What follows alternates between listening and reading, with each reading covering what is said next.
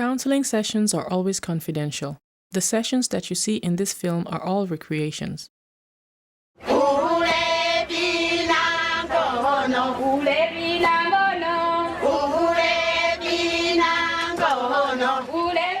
Sasa. Sasa. Sasa. Sasa. Sasa. Sasa is a Kiswahili word meaning now. Now is the time.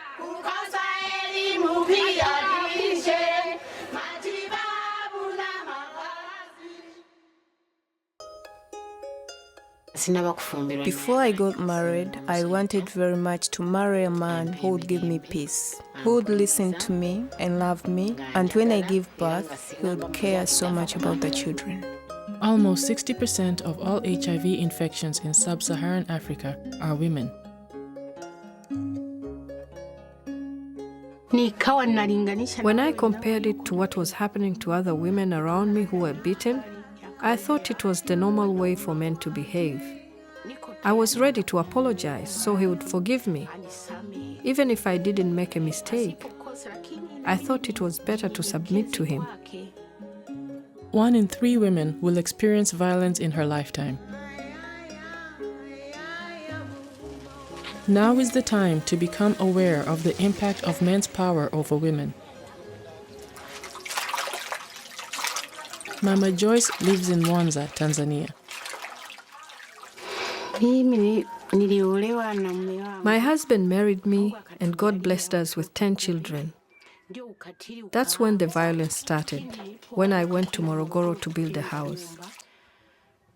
As soon as I returned from Morogoro, when I came back here, he became very aggressive. I was oppressed. I was beaten. He asked me, "Why have you come without letting me know?" The neighbors started telling me, my children were telling me that this husband of mine had another woman. He said that I couldn't compare with that woman. Therefore, to him, I was worth nothing. He saw that other woman as having more value than me. Men go outside marriage, obviously, because they have no fear. It is okay in our society. It has come now to be a very big problem. When there is a conflict at home or anything happens, they use to marry a second wife as a punishment. It is like a norm. He wasn't sleeping at home. When he was at home, he was always fighting. He didn't like me talking to him or telling him about problems. If you talk, he hits you. I found that he was degrading me all the time. I don't know. It's better to be beaten, but even being beaten is hard. Violence within the marriage, it really affects the relationship. Because the women who are abused physically, they become afraid, they are not able to decide on their own, and this makes the woman submissive. There's a lot of fear. I thought maybe that's how men are. Maybe that's how God made them. I felt that maybe because I'm a woman, I'm an instrument to be used, and I have no rights. He has the rights. Domestic violence is negation of human rights. Violence at the domestic level is caused by the low status of women and the unequal power relations. Most women are not able to be who they really want to be, especially when they're denied their rights. If a woman begins knowing that if I initiate this discussion, it is likely to bring physical violence, then they don't initiate the discussion. So you find that because women fear violence within the home, it makes them conduct their lives in a way that is unsafe.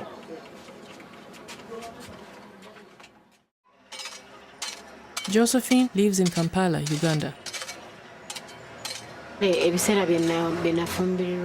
At the time I got married, my father had been laid off and was no longer working. I had to remain home so my young siblings would get a chance of studying. My auntie, because she cared so much, told me that because I'd grown old, I should go and get married.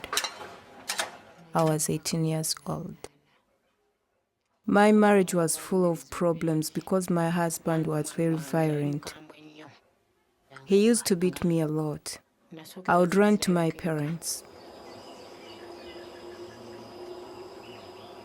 When my parents refused to send me back with him, he would ask for his bride price to be returned. They didn't have anything to pay back. They had used everything. Young girls are a lot at risk. They do not have someone to turn to. Girls have been made to believe that they need someone for them to survive. Look at change.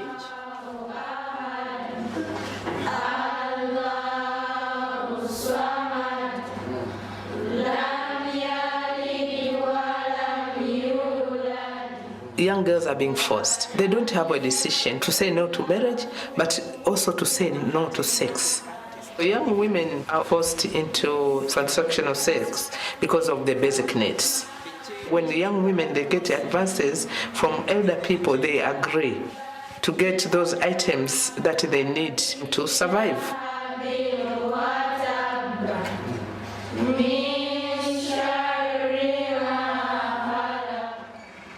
I was very worried because I was hearing rumors. People were telling me about my husband's actions. Even some of the women he was having sex with had lost their partners. Whenever I would try to ask anything, especially about health, when I had started worrying that maybe he would get HIV, he wouldn't give me time. He wouldn't give me a chance to talk to him about it. He told me he couldn't use a condom because he paid bride price for me, and I came to produce children for him. And he did not know how we could use condoms and still produce children. I told him, maybe you have HIV because you've been having sex with other women. He beat me. When people begin talking about abstinence, being faithful, using condoms, you find that women are at a disadvantage. They know that initiating those discussions is likely to cause violence. We have realized that the ABC approach does not work to women. They cannot say no to sex. Of course, they can be faithful, but socially, men are allowed to have multiple partners. When you talk about condom, the women, they cannot have a decision for men to be wearing condom. I think we are missing the link when we talk with the ABC approach. He was the head of the family. I depended on him for everything. Whatever he decided had to be done. I found myself having sex with him by force. During that time, I had nothing to do. I had no power to refuse to have sex with him. When a woman gets married, the counseling is such that you must have sex when your husband wants you to have sex. And equal relations that women start off with, whatever the man says goes. And this also inhibits a woman from negotiating for sex. I had a friend. She became my great friend. That friend was the one who insisted I go and test. I wondered why she was telling me to go and test. I never had sex with a man outside my marriage. The results showed that I was HIV positive. I cried so much. I felt like the world was over, and yet my friend was telling me not to tell anyone. I was afraid of what my husband would do. I thought he would have killed me, and so I kept quiet. I feared to say. It is dangerous to a woman to disclose to their husband because they do not know how they will react. Women have to seek the permission when they want to know their status. If they know their status, it is very difficult to reveal this to their spouses. Having HIV, if you are a woman, increases the risk of violence because there has been this tendency of people thinking that it is women who bring infections to men. I don't know where they got that. And so when a woman tells her husband, I'm positive, they are beaten, they are harassed, they are rejected. The society expects men to have multiple partners, and women are supposed to be faithful. So here it's really strange, but still women get all the blame. Charles lives in Kampala, Uganda. My wife tried to tell me we had HIV, but I lost my temper. We really fought a lot. The result was separation. We weren't experiencing any problems until we found out we were HIV positive. When she told me, that's when we started the wars. I knew that she had given me the disease. That's how I thought. It was not right, but it happened because I had no one giving me counseling. Maybe if I had gotten some counseling, maybe we would have remained together.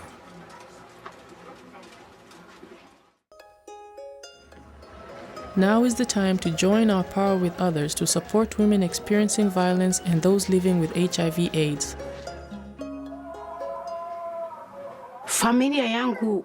My whole family knew. Even my neighbors and my community knew about it. Because I was being beaten publicly, they would just watch. All that remained was for them to cry. Most of the people who witnessed the violent conflicts tried to urge my husband to stop beating me up, but my husband did not listen. I thank God the chairman of the street was my refuge. He used to help me, even when I was beaten. If I was injured, he was the one that took me to the hospital. For example, there was a day when he beat me up on the head with an iron bar. I lost consciousness. The chairman and my neighbors found me a vehicle, reported the attack to the police, and took me to Bugando Hospital. I thank God I'm still here. Now I'm working to support my community members.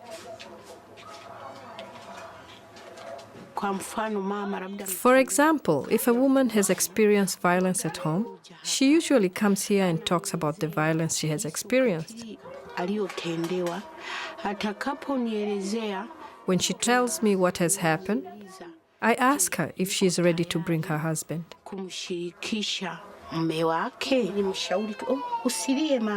The community can help women by continuing supporting them, visiting them, talking with them. Allow people to talk about their situation. Allow women to share their experiences. When my co-wife and I were introduced, she decided to accept me. She liked me, and I liked her. We help each other. Even if he hasn't given me money, she would give me some. We lived like this until she got sick. When she got sick, my husband left. He left us. Really, it hurt me so much. Even now, I'm still hurting. I don't know what to do. According to our traditions, women, most of them depend on men. A spouse can quietly abandon the woman. They go to another house. But when I saw my co-wife getting sick, I thought I'd better help her. I advised her to go for a test. When she was tested, they found her HIV positive. In October, my co-wife died.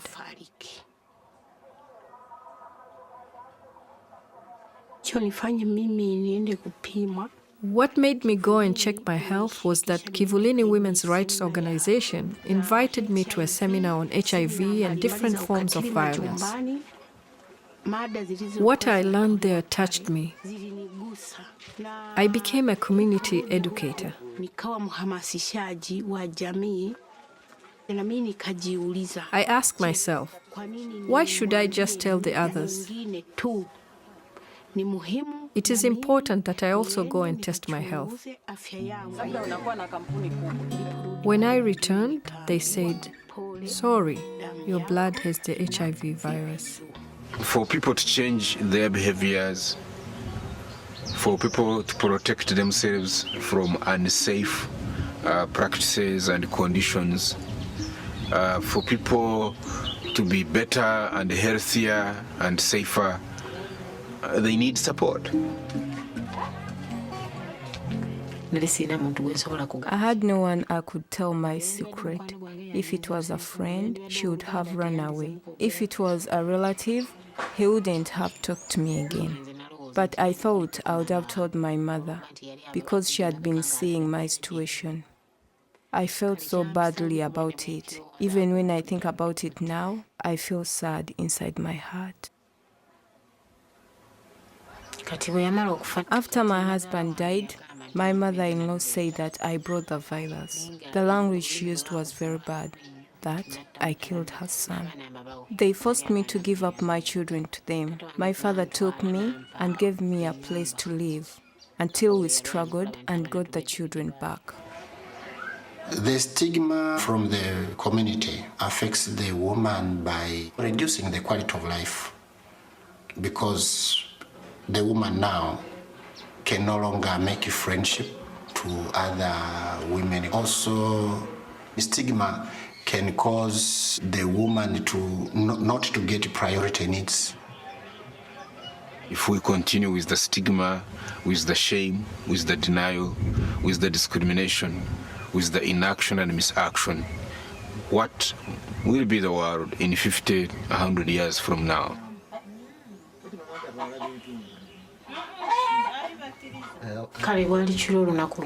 One night, I got out of bed. I fell down and became bedridden. I spent 8 months sick in bed. My mother and father did not know that I was HIV positive. But then my father suggested they take me to a witch doctor. I told him, no, I've tested and I'm HIV positive. And when I told them, I felt relieved. And when the counselor came to see me, she told me to join a group so I wouldn't stay at home and worry a lot. Joining the group has helped me. You gain confidence and stop thinking that you're the only person in this situation.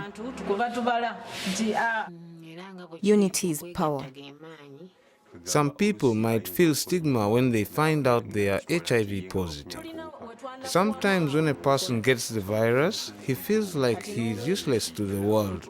But if you tell him that he's still useful, he gets comfort. And then he has the power to do what he thought he couldn't.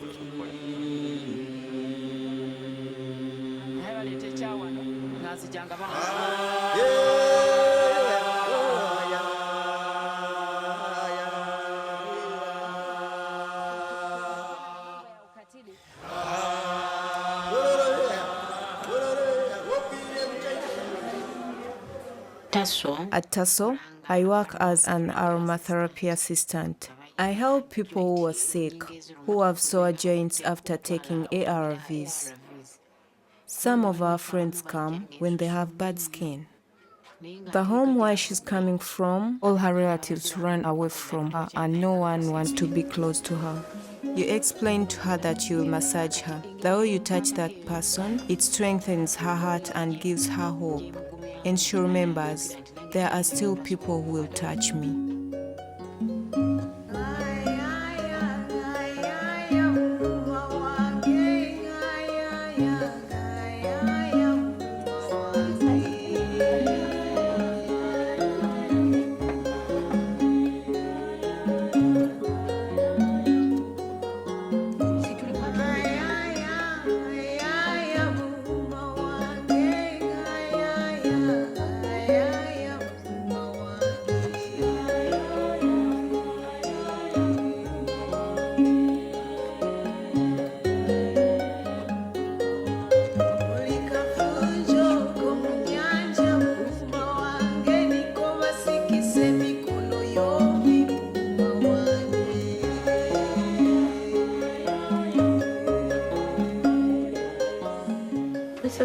In the evening, I will come.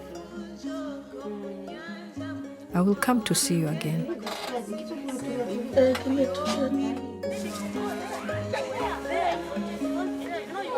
Girls need more than the academic. So they also need a lot of social support. They also needed someone to be a big brother, someone to be a father for them. What I would like to say to a counsellor is to assess violence. A woman does not know all the areas of violence she meets.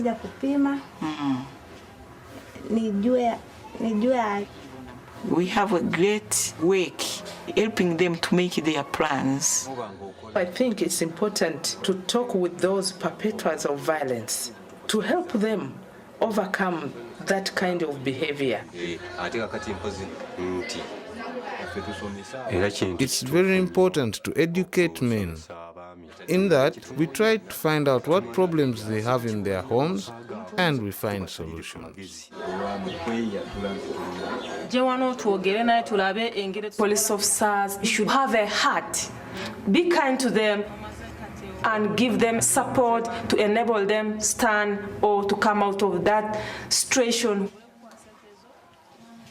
The doctors can support women to share the problems they are having and help to have a decision, because the decision should come from the client. All doctors really should continue encouraging the patients. They should not sympathize but empathize.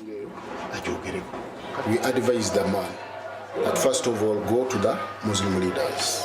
Muslim leaders will sit with your relatives. There are people who are afraid, who are battered down, and as a pastor, you are supposed to bring them together and bandage them and soothe them, encourage the agitated. But on the other side, you have to agitate the comfortable, people who are doing business as usual, neglecting their role to support children, to support women. Now is the time to use our power to take action to prevent violence against women and HIV/AIDS. When we know that there are people who are not violent in their homes, in their relationship, there is a way that it helps, especially in our situation. The advice that I want to give men is for them to stop being violent at home. I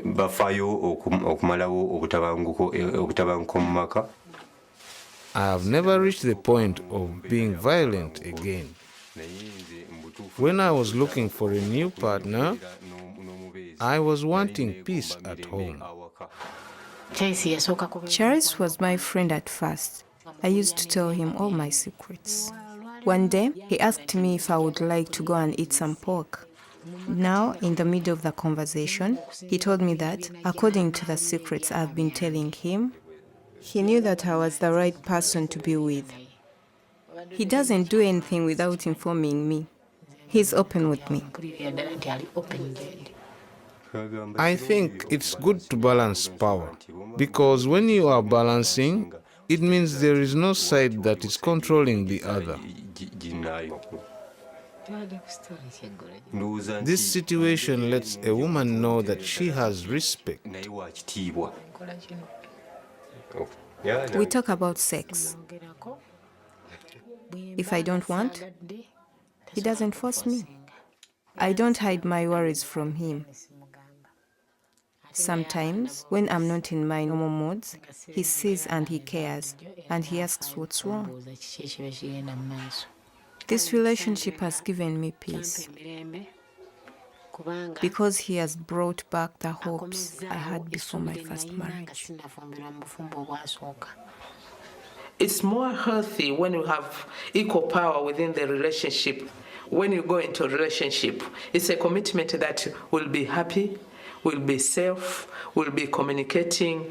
We have to inform, train, and encourage people to see things differently, to appreciate people differently.